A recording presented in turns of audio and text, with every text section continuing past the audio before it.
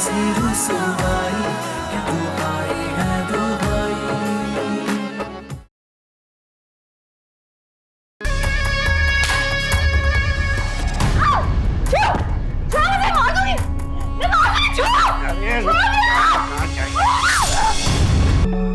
मुझे कुछ गड़बड़ लग रही है, घर जाके देखना पड़ेगा। अरे हरगिज नहीं, कोई ज़रूरत नहीं है उसके घर जाने की।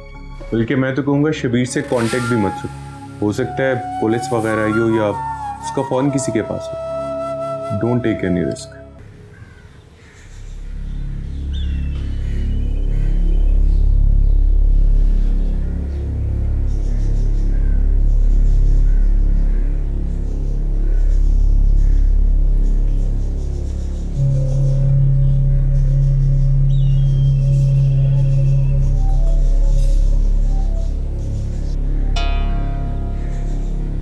बीबी उठो, कौन हो तुम? बेटा वो कौन हो तुम? कहाँ से आई हो और यहाँ क्यों बैठी हो? वो ये मेरे दोस्त का घर है, फ्लैट है उसका, एनी का। मैं कुरतुलैन का दरवाज़ा ही नहीं खोल रही हूँ, शायद घर पे नहीं है। अच्छा वो लड़की, मैं समझ गया। जी हाँ, आपको पता है वो कहाँ है? बेटा वो तो कई दिन घर नहीं आती थी, यहाँ रात को लेट आना और वो भी लड़कों के साथ, और बाहर खड़े होकर सिगरेट पीती थी। पड़ोस की उन्होंने शिकायत की तो हमें घर खाली करवाना पड़ा। कल ही गई है यहाँ से। शिफ्ट हो गई? लेकिन कहाँ गई? ऐसी लड़कियों के साथ उसकी अच्छी नहीं होती। चले जाए यहाँ से।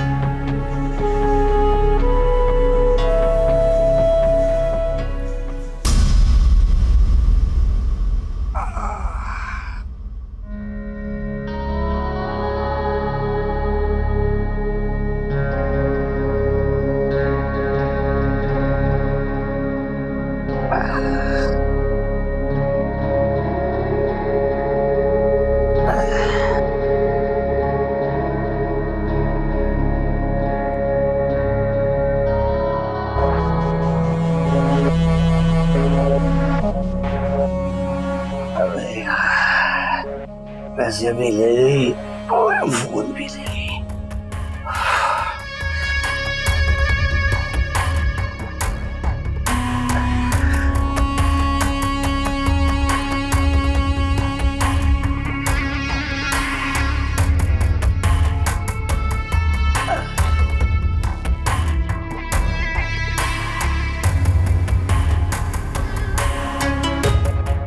अबे उठा फोन बराबर।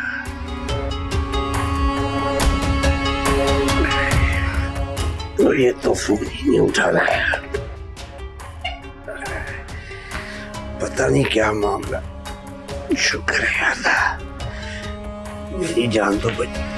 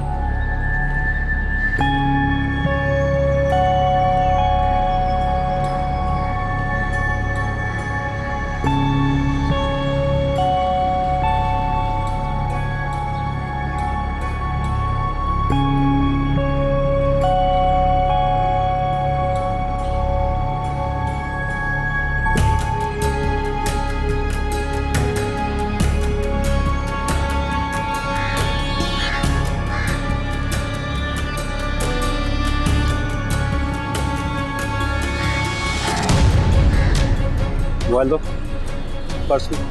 जल्दी जल्दी करो, लो। ठीक है।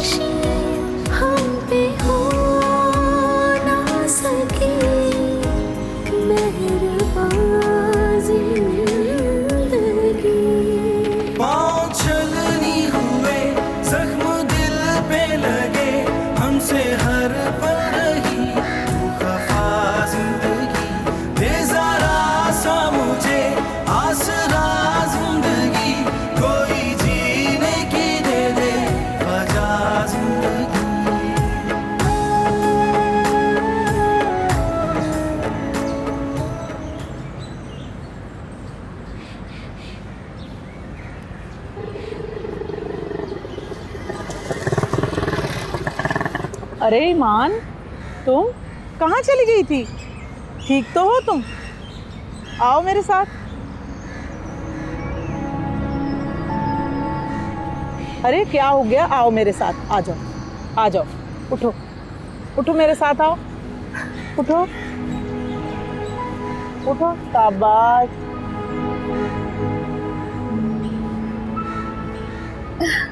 आओ आओ, आ जाओ।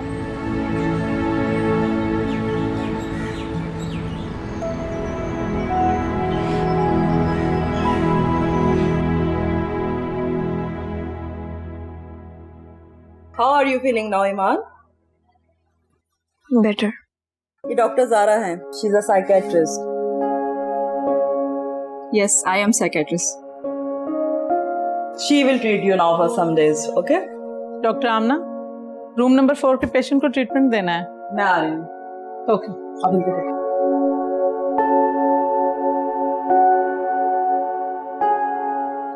अरे अरे ईमान, लेटी रहो। You have weakness. तुम रेस्ट करो, हम थोड़ी देर बाद बात करते हैं।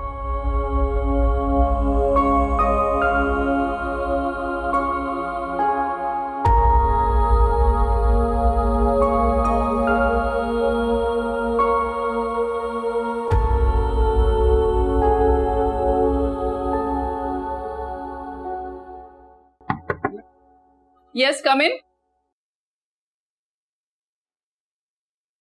आओ ईमान, बैठो।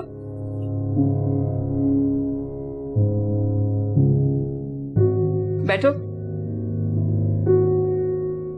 माशाल्लाह तुम काफी बेहतर लग रही हो। अगर तुम कंफर्टेबल फील करो तो अपने बारे में बताना पसंद करोगी?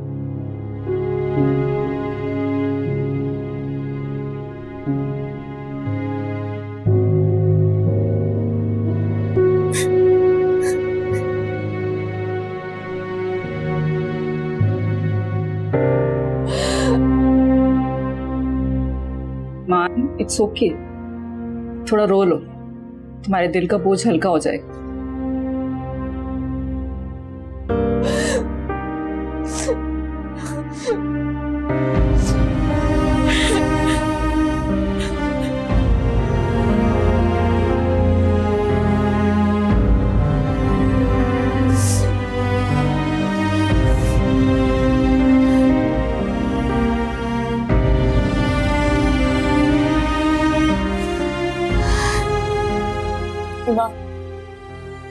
ईमान नाम है मेरा, ईमान Ahmad. And I belong to a broken family.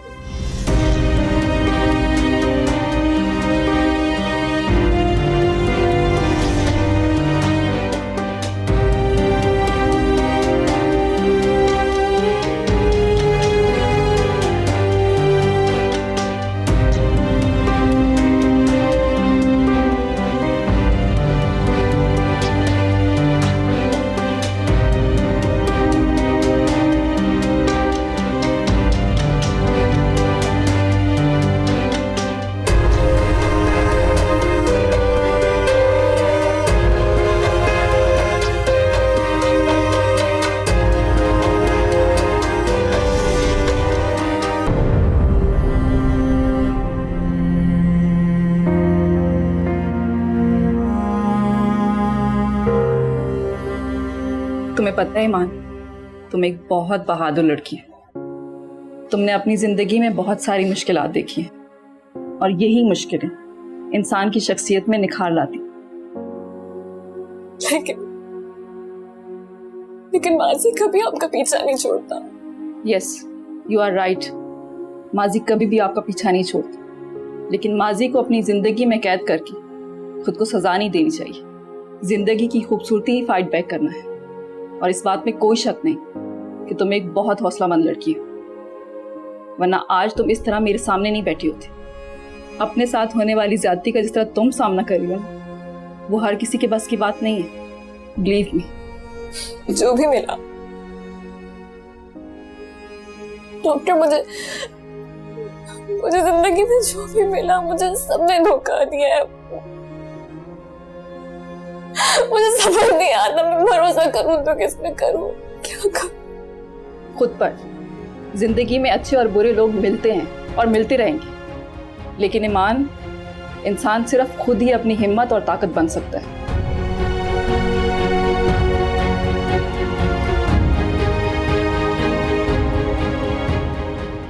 वैसे बेगम साहिबा, एक बात है, हम आपके तो दीवाने थे ही, आपकी बनाई हुई चाय के भी दीवाने। बस कर दें। Sorry guys, I hope I am not disturbing you. भाई मुझे जरा सा काम था, आपसे हेल्प चाहिए थी। यार डिस्टर्ब तो आपने कर ही दिया है। एनीवेज, आओ बट बताओ क्या काम। क्यों कर रहे हैं इस बेचारे को तंग? बैठो हारिफ। थैंक यू भाभी। एक आप ही तो हैं इस घर में जो मुझे समझती हैं। अरे यार मैं मजाक कर रहा था। अच्छा बताओ क्या काम। भाई मैंने प्रेजेंटेशन बनाई है, एक दफ़ा स्लाइड चेक कर। फैक्ट्स एंड फिगर्स तो आपको सही लग रहे हैं ना? हम बिजनेस को अच्छी तरह से जानते हैं, तो इसलिए सोचा आपसे पूछूं। बिल्कुल परफेक्ट है। वैसे भी तुम कोई गलती कर सकते हो। थैंक यू भाई। वैसे गलती की गुंजाइश तो हर जगह रहती है, लेकिन अगर फिर भी कोई चेंजेस की ज़रूरत हो तो प्लीज़ लेट मी नो।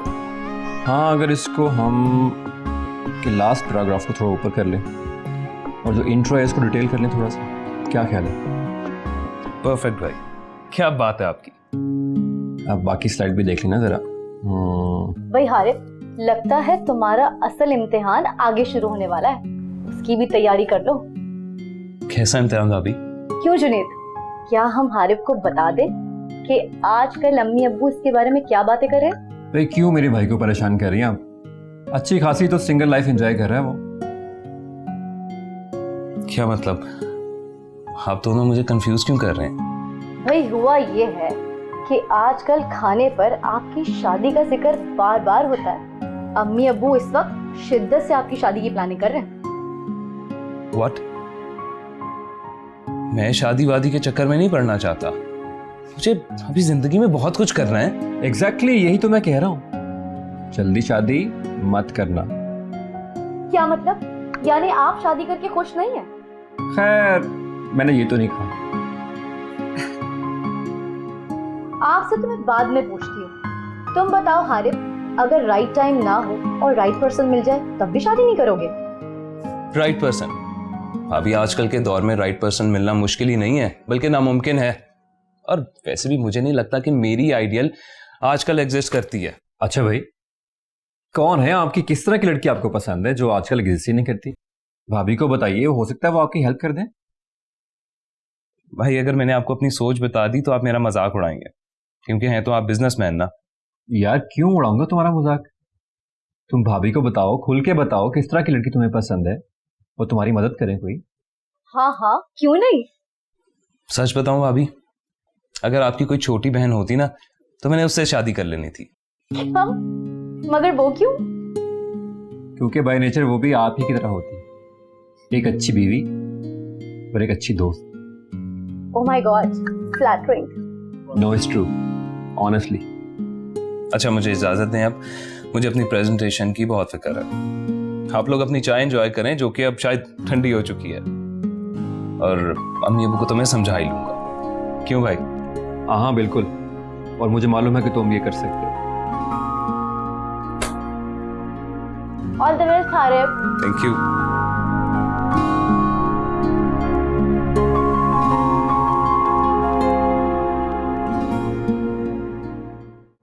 आपका बहुत शुक्रिया। आपने मेरा बहुत ख्याल रखा है ना। कोई बात नहीं बेटा, ये तो मेरा फर्ज था, ये ड्यूटी है मेरी। कहाँ चली गई थी कल तुम? वो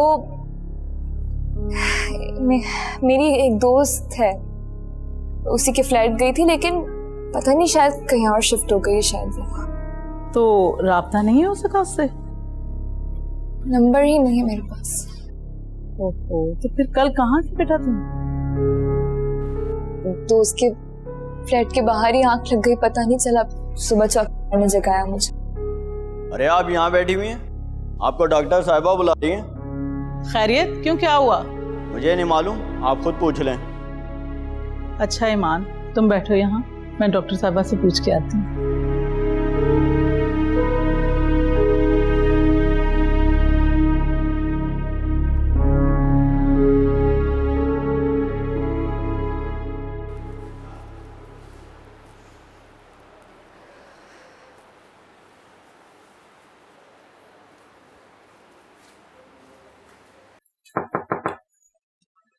आओ ईमान। कहीं जा रही हो? जाना तो है ना डॉक्टर। ठीक है, तो फिर क्या सोचा तुमने? पता नहीं, कुछ समझ नहीं आ रहा।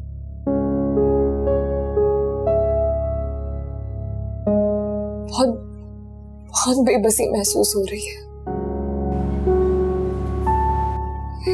ऐसा लग रहा है जैसे मेरी जिंदगी पे फुल स्टॉप लग गया। देखो ईमान, मेरी बातें शायद तुम्हें समझने में थोड़ा वक्त लग जाए, लेकिन तुम्हें बताना मेरा फर्ज है। अगर सिर्फ अपने माजी में रहोगी ना तो कभी आगे नहीं बढ़ पाओगी। देखो, ना अपने माजी में रहना, ना अपने मुस्तकबिल के बारे में फिक्रमंद होना। माजी था, गुजर गया, और मुस्तकबिल तो अभी आया भी नहीं।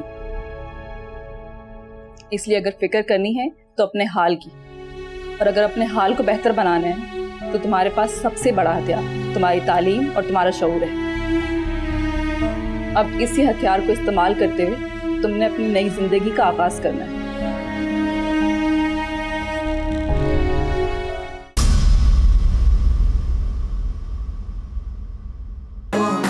मेरे मौला है कैसी रुसवा